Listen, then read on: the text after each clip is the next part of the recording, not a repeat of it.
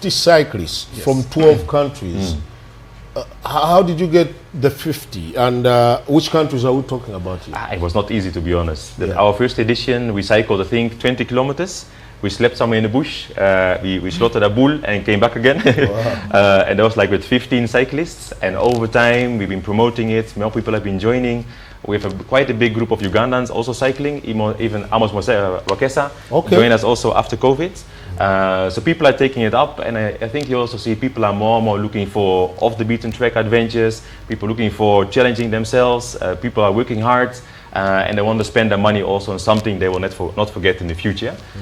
So this 50 people came from Belgium, US, they came from Canada, we had Swiss people, we had people from I think Sweden this year, Denmark. So they really come because they love cycling and they're looking for new experiences in the wild. So how do you guys gather? Because you talk about cycling from Kenya, so how do you bring these guys together, and then does everyone fly into Kenya, then you start cycling from there? How is it done?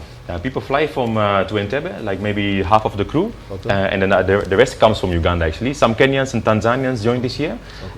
We transfer them to the starting point in Pianupe and we start cycling. The good thing of this tour, we don't use any transfers. So we don't do vehicles transfers. We use human power to cycle from the south all the way to the north. And that really gives a sense of accomplishment there. That you really see that you look back and you're tired, your legs are gone, your eyes are hanging, but you look back, wow, I've done this tour by myself with no help from anybody. That really makes people come back.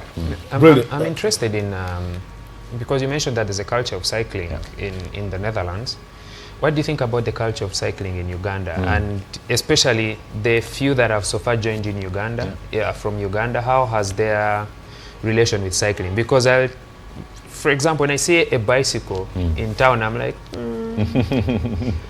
So how do we relate with cycling? And for the people that have taken part, how has their perspective about cycling changed?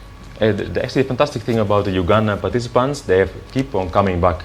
I think for the last 5 editions, people have been signing up every time and again and again.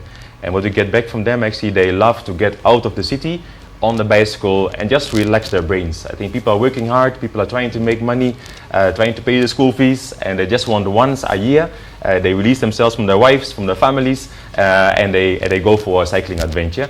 But of course, we also hope in the future to have women also joining.